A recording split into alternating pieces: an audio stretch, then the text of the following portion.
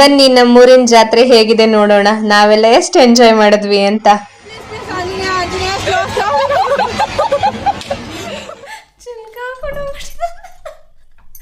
ನಾನು ತುಂಬ ಡೀಪಾಗಿ ಬಟ್ಟೆ ಒಗಿತಾ ಇದ್ದೀನಿ. ನಂದೊಂದು ಕೆಟ್ಟದ ಹ್ಯಾಬಿಟ್ ಏನಪ್ಪ ಅಂದರೆ, ಬಟ್ಟೆ ಒಗಿವಾಗ ಇಲ್ಲದೇ ಇರೋ ಯೋಚನೆಗಳೆಲ್ಲ ಬರುತ್ತೆ ನನಗೆ. ಏನೇನೋ ಯೋಚನೆ ಮಾಡ್ತಾ ಅಥವಾ ಏನೋ ನನ್ನದೇ ಒಂದು ಇಮ್ಯಾಜಿನರಿ ಲೋಕದಲ್ಲಿ ಇದ್ಕೊಂಡು ನಾನು ಬಟ್ಟೆ ಒಗಿತಾ ಇರ್ತೀನಿ. ಇಷ್ಟೊತ್ತು ಬಟ್ಟೆ ಒಗ್ದಿದ್ದೀನಿ, ಈಗ ಬಂದು ನೋಡಿದ್ರೆ ಚಿಲ್ಕ ಹಾಕ್ಕೊಂಡು ಹೋಗ್ಬಿಟ್ಟಿದ್ದಾನೆ. ಫೋನ್ ಮಾಡಿದ್ದೀನಿ ಆಂಟಿಗೆ, ಕಳಿಸ್ತಾರೆ. ಇಲ್ಲಿಂದ ಕೆಳಗಡೆ ಹೋಗಿದ್ದಾನೆ ಅವನ ಆಂಟಿ ಮನೆಗೆ ಆಟಾಡೋದಕ್ಕೆ ಅಂತ. ಹೋದ ಚಿಲ್ಕ ಹಾಕೊಂಡ ಹೋಗೋದು ಹಿಂಗೆ. ಅಯ್ಯೋ ಕರ್ಮ. ಬರಲ್ಲ ಅಂತಿದ್ದಾನ,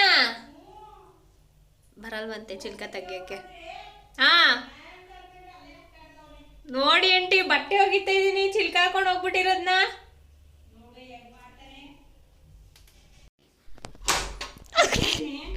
ತೆಗೆದ್ರಾ?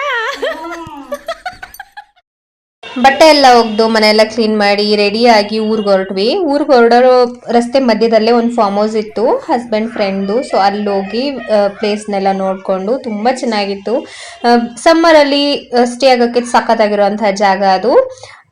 ಚೆನ್ನಾಗಿತ್ತು ಪ್ಲೇಸ್. ಹಂಗಂತ ಅಲ್ಲೇ ಇರೋಕ್ಕಾಗಲ್ವಲ್ಲ. ಸೊ ಮುಂದೆ ನಮ್ಮ ಪಯಣ ಬೆಳೆಸ್ತಾ ಊರ್ ಕಡೆ ಮಧ್ಯದಲ್ಲೇ ಪೆಟ್ರೋಲ್ ಹಾಕಿಸ್ಕೊಂಡು. ಸರ್ ಇಲ್ಲಿ ನೋಡಿ ಸರ್, ವೇದಾಂತ್ ಸರ್, ನೀವು ಗಾಡಿಗೆ ಏರ್ ಹಾಕ್ತೀರಾ ಅಥವಾ ಟೈರ್ಗೆ ಏರ್ ಹಾಕ್ತೀರಾ?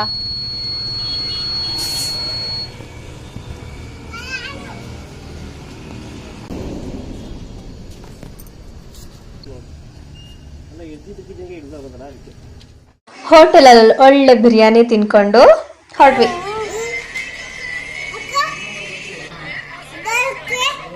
ಹಾಕ್ತೀನಿ. ನನ್ನ ಮಗ ಹೇಳ್ದಂಗೆ ಕೇಳಬೇಕು ಗೊತ್ತಾ. ನಾನು ಬಿರಿಯಾನಿ ಜೊತೆ ಮೊಟ್ಟೆ ಹಾಕಿಲ್ಲ ಅಂತ ತಿನ್ನಲ್ಲ ಅಂತಾನೆ ನನಗೆ ಆರ್ಡರ್ ಮಾಡ್ತಾನೆ ಮೊಟ್ಟೆ ಹಾಕಿ ತಿನ್ಸು ಅಂತ. ಅಯ್ಯಪ್ಪ ದೇವ್ರು, ಇಂಥ ಮಕ್ಕಳು ಯಾರಿಗೂ ಬೇಡ ಅನ್ಸುತ್ತೆ. ಎಲ್ಲ ಕಡೆ ಮಾನ ಮರ್ಯಾದೆ ಕಳೀತಾನೆ. ರಾಂಗ್ ಇನ್ಫಾರ್ಮೇಶನ್ ಹೇಳಲ್ಲ. ನಾನೇನು ರಾಂಗ್ ಇನ್ಫಾರ್ಮೇಶನ್ ಕೊಟ್ಟೆ ನಿಮ್ಗೆ? ತೆಂಗಿನ ಮರ ಎಲ್ರು ಹೇಳ್ತಾರೆ, ನಾನು ಹೇಳ್ತೀನಿ. ಅಪ್ಪನ್ ಕೇಳ್ಬಿಟ್ಟು ಹೇಳಿ. ಜಾತ್ರೆ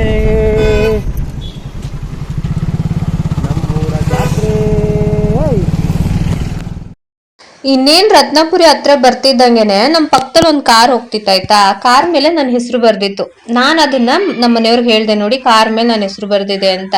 ಈ ಆಸಾಮಿ ಕಾರ್ನ ಓವರ್ಟೇಕ್ ಮಾಡಿ ಅವ್ರ ನಿಂದುತ್ತಾನೆ ಕಾರ್ ಈಸ್ಕೊಂಡ್ ನಡಿ ಅಂತ ಫಾಸ್ಟ್ ಆಗಿ ಕರ್ಕೊಂಡು ಹೋಗೋದ. ನಮ್ಗೆ ಜೀವ ಬಾಯಿಗೆ ಬಂದಿತ್ತು ಗೊತ್ತಾ. ಅಷ್ಟು ಫಾಸ್ಟ್ ಆಗಿ ಹೋಗ್ಬೇಕಾದ್ರೆ ಬೇಡ ಅಂದ್ರು ಕೇಳ್ತಾ ಇಲ್ಲ. ಮಗಳು ಬೇರೆ ಸಪೋರ್ಟ್ಗೆ. ನೋಡಿ ಎಷ್ಟು ಫಾಸ್ಟ್ ಆಗಿ ಹೋಗ್ತಾ ಇದೆ ಅಂದ್ರೆ ನನ್ನ ಕ್ಯಾಮ್ರಾ ಉಲ್ಟಾ ಪಲ್ಟಾ ಎಲ್ಲ ಆಗೋಗ್ಬಿಟ್ಟಿದ್ದು. ಅಷ್ಟು ಫಾಸ್ಟ್ ಆಗಿ ಎಲ್ಲ ಕರ್ಕೊಂಡು ಹೋದ್ರು, ಅಲ್ಲಿ ಮುಂದೆ ಹೋಗ್ತಾ ಇದ್ದಿಲ್ಲ ಕಾರು. ಆ ಕಾರ್ನ ಓವರ್ಟೇಕ್ ಮಾಡಕ್ ಹೋಗ್ತಾ ಇರೋದು. ಎಷ್ಟು ಬೇಡ ಅಂದ್ರು ಕೇಳಲ್ಲ. ಅದ್ ಕೊನೆಗೂ ಹಿಡಿದ್ರು ಕಾರ್ನ, ಆದ್ರೆ ಅವ್ರ ಹತ್ರ ಮಾತಾಡ್ಲಿಲ್ಲ ಅಷ್ಟೆ. ಏನು ಮಾಡೋಕ್ಕಾಗಲ್ಲ.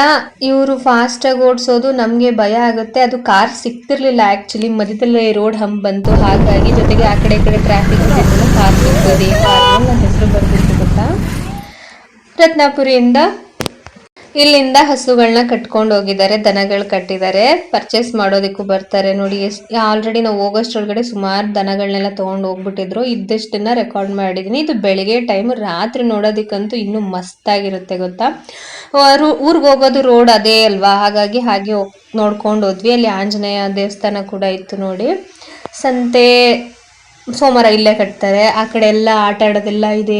ಆಟ ಸಾಮಾನುಗಳು, ಮಕ್ಳಿಗೆ ಬೇಕಾಗಿರೋ ಐಟಮ್ಸು, ಕ್ಲಿಪ್ಸು ಎಲ್ಲ ಅಂಗಡಿಗಳನ್ನೂ ಇಟ್ಕೊಂಡಿರ್ತಾರೆ. ಅದೆಲ್ಲ ರಾತ್ರಿ ನೋಡೋಣ. ಈಗ ದನಗಳನ್ನ ಕಟ್ಟಿರೋದು ನೋಡೋಣ ಆಯಿತಾ. ಎಷ್ಟು ಉದ್ದಕ್ಕೂ ದನ ಕಟ್ಟಿದ್ರು, ಅದನ್ನೆಲ್ಲ ನೋಡಿಕೊಂಡು ಮನೆ ಕಡೆ ಬಂದ್ವಿ. ಸಂಜೆ ಆಗಿತ್ತು. ಸಂಜೆ ನಮ್ಮೂರಿಂದ ಗಂಧ ತೊಗೊಂಡೋಗ್ತಾರೆ. ಇದರಿಂದ ಅಂದರೆ ಇದ್ರದ್ದೇನೋ ಒಂದು ಪದ್ಧತಿ ಇದೆ, ಅದು ನನಗೇನು ಅಂತ ಅಷ್ಟು ನೀಟಾಗಿ ಗೊತ್ತಿಲ್ಲ. ಹಾಗಾಗಿ ಅರ್ಧಂಬರ್ಧ ಇನ್ಫಾರ್ಮೇಷನ್ ಕೊಡೋದು ಬೇಡ ಅಂತ ಅಷ್ಟೇ. ಮುಸಲ್ಮಾನರು ಏನಿರ್ತಾರಲ್ಲ ಅವರು ನಮ್ಮೂರಲ್ಲಿರುವಂತಹ ಮಸೀದಿಯಿಂದ ಗಂಧನ ತೊಗೊಂಡೋಗ್ತಾರೆ ನೋಡಿ, ಅಲ್ಲಿ ತೊಗೊಂಡೋಗ್ತಾ ಇದ್ದಾರಲ್ಲ ಅವ್ರು ಹಂಗೆ ತೊಗೊಂಡೋಗ್ತಾರೆ. ಹಾಗೆ ನಮ್ಮ ಊರು ಕೊನೆಯಲ್ಲಿ ಒಂದು ಮನೆ ಇದೆ ಆಚಾರ್ಯ ಅವ್ರದ್ದು, ಅವರು ಈ ರೀತಿ ಗಂಧ ಹೊತ್ಕೊಂಡಿರೋರ್ನ ಅದು ಮಿಷಿನ್ ಮನೆ ಒಳಗಡೆ ಕರ್ಕೊಂಡೋಗಿ ಪೂಜೆ ಮಾಡಿಸಿ ಕರ್ಕೊಂಡು ಬರ್ತಾರೆ. ಅದೇ ಟೈಮಲ್ಲಿ ಈ ಥರದ ಮಕ್ಳುಗಳನ್ನ ಅಥವಾ ಏನಾರ ಆಸೆ ಇಟ್ಕೊಂಡಿರ್ತಾರಲ್ವ, ಅವರು ಮನ್ಸಲ್ಲಿ ಇಟ್ಕೊಂಡು ಹತ್ರ ಮಲ್ಕೊಂಡು ದಾಟ್ಸ್ಕೊಂಡು ಹೋಗ್ತಾರೆ. ಲೈಕ್ ನಾವು ಬಸವಪ್ಪನ್ ಮಾಡ್ತೀವಲ್ವ ಅದೇ ರೀತಿ ಇಲ್ಲೂ ಕೂಡ ಮಾಡ್ತಾರೆ. ಸಂಜೆ ಆಯಿತು, ರಾತ್ರಿ ಜಾತ್ರೆ ನೋಡೋಕ್ಕೆ ಅಂತ ಬಂದಿದ್ದೀವಿ. ಸಖತ್ತಾಗಿರುವಂತಹ ಜಾತ್ರೆ ಇದು. ಫುಲ್ಲು ಲೈಟಿಂಗ್ಸಲ್ಲಿ ಜಗಮಗ ಜಗಮಗ ಅಂತ ಇದೆ, ಎಲ್ಲೆಲ್ಲಿ ನೋಡಿದ್ರೆ ಲೈಟಿಂಗ್ಸೇ. ಅದಾದಮೇಲೆ ಜಾಯಿಂಟ್ ವೀಲ್ಗೆ ಹೋಗೋಣ ಅಂತ ಹೋದ್ವಿ. ತುಂಬ ವರ್ಷಗಳಾದಮೇಲೆ ನಾನು ಜಾಯಿಂಟ್ ವೀಲ್ನ ಆಡೋದಕ್ಕೆ ಹೋಗ್ತಾ ಇದ್ದೀನಿ. ನೋಡಿದ್ರೆ ನನ್ನ ಜೊತೆ ಇರೋರು ಕೂಡ ಸೇಮ್ ಅವರು ವರ್ಷಾನ್ಗಟ್ಲೆಯಿಂದ ಆಟ ಆಡ್ದಂತೆ ಬಂದಿರೋದು. ಅವ್ರಿಗೂ ಭಯ, ನನಗೂ ಭಯ, ಆದರೂ ಎಂಜಾಯ್ ಮಾಡೋಣ ಅಂತ ಒಂದು ಬಂಡ ಧೈರ್ಯದ ಮೇಲೆ ಹೋಗ್ಬಿಟ್ಟಿದ್ದೀವಿ ಆಯಿತಾ. ಎಷ್ಟು ವರ್ಷ ಆಗಿದೆ ಅಂದರೆ ಸುಮಾರು ಒಂದು 8 ವರ್ಷ ಆಗಿದೆ ಅನಿಸುತ್ತೆ. ಸೊ ನನ್ನ ಜೊತೆ ಇರೋದು ಈ ಬ್ಲೂ ಡ್ರೆಸ್ಸು ಪಾವನ. ಆಪೋಸಿಟ್ ಅಲ್ಲಿರೋರ ಹೆಸರು ನನಗೆ ಗೊತ್ತಿಲ್ಲ, ಯಾಕೆಂದ್ರೆ ಪಾವನ ಅವರ ಸಿಸ್ಟರ್ ಅವರು.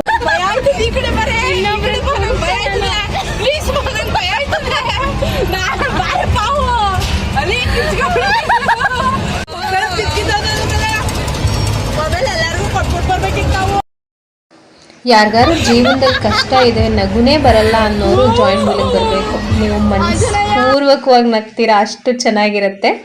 ಟಾಪ್ ವ್ಯೂವಿಂದ ನೋಡಿ ನಮ್ಮ ಜಾತ್ರೆ ಹೇಗೆ ಕಾಣ್ತಿದೆ ಅಂತ ನೋಡಿ. ನಮ್ಮ ಜಾತ್ರೆ ಸಖತ್ತಾಗಿರುವಂತಹ ಜಾತ್ರೆ. ಏನು ಹೇಳಬೇಕು ಅಂತ ಹೊರಟೆ ಅಂದರೆ, ಈಗ ಮನ್ಸಲ್ಲಿ ತುಂಬ ದುಃಖ ಇರುತ್ತೆ, ನಗೋಕೆ ಆಗಲ್ಲ ಅನ್ನೋರು ಈ ರೀತಿ ಬಂದು ಜಾಯಿಂಟ್ ವೀಲಲ್ಲಿ ಕೂತ್ಕೊಂಡ್ರೆ ಮೇಲ್ಗಡೆಯಿಂದ ಕೆಳಗಡೆ ಅದು ಸುತ್ತಾ ಇರುತ್ತಲ್ಲ, ಆಗ ಆಟೋಮೆಟಿಕ್ಕಾಗಿ ನಿಮಗೆ ನಗು ಬಂದ್ಬಿಡುತ್ತೆ. ಅದರಲ್ಲೂ ಈ ರೀತಿ ಕಂಪ್ನಿ ಕೊಡೋರ ಜೊತೆಲಿ ಇದ್ಬಿಡ್ತು ಅಂದರೆ ನೀವು ನಗೋದೇ ಬೇಡ, ಅವರೇ ನಗಿಸ್ತಾರೆ ನಿಮ್ಮನ್ನ, ಅಷ್ಟು ಚೆನ್ನಾಗಿರುತ್ತೆ. ಇದು ರಾಟೆ ಅಂತೀವಲ್ವ ಕನ್ನಡದಲ್ಲಿ, ಅದು ಕಂಪ್ಲೀಟಾಗಿ ಸ್ಟಾಪ್ ಆಗೋ ತನಕ ನನ್ನ ಜೊತೆ ಇದ್ದವರು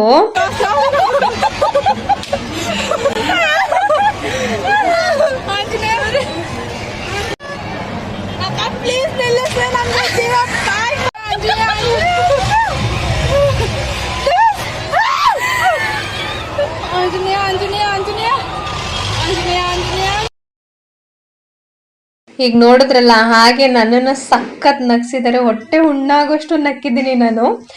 ನಮ್ಮ ಜಾತ್ರೆ ನೋಡೋದೇ ಜಗಮಗ, ಸಖತ್ತಾಗಿತ್ತು ಗೊತ್ತಾ. ನೆಕ್ಸ್ಟ್ ಇಯರ್ ನೀವುಗಳು ಬನ್ನಿ, ತುಂಬ ಚೆನ್ನಾಗಿರುತ್ತೆ.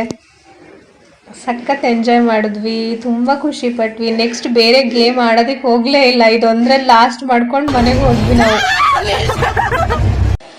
ಹಾಗೆ ಮೇಲ್ಗಡೆ ಜಾಯಿಂಟ್ ವೀಲಲ್ಲೇ ಇದ್ದಂಗೆನೆ ಇಲ್ಲಿ ನಮ್ಮ ಮನೆ ಹತ್ರದಿಂದ ಏನು ಗಂಧ ತೊಗೊಂಡು ಬರ್ತಿದ್ರಲ್ಲ, ಅದೇ ರೀತಿ ಸುತ್ತ ಊರಿಂದ ಎಲ್ಲ ಗಂಧ ತೊಗೊಂಡು ಬರ್ತಾರೆ. ಅವರೆಲ್ಲ ಒಂದೊಂದು ಊರಿಂದ ಕಲೆಕ್ಟ್ ಮಾಡ್ಕೊಂಡು ಹೀಗೆ ಎಲ್ಲ ಕಡೆಯಿಂದ ಕಲೆಕ್ಟ್ ಮಾಡ್ಕೊಂಡು ಬಂದಿರೋವಂಥದ್ದನ್ನ ಈ ರೀತಿ ಜಾಥಾ ಮಾಡ್ತಾರೆ. Thank you so much for watching. ಮತ್ತೆ ಸಿಗೋಣ ನೆಕ್ಸ್ಟ್ ವಿಡಿಯೋ ಒಂದಿಗೆ.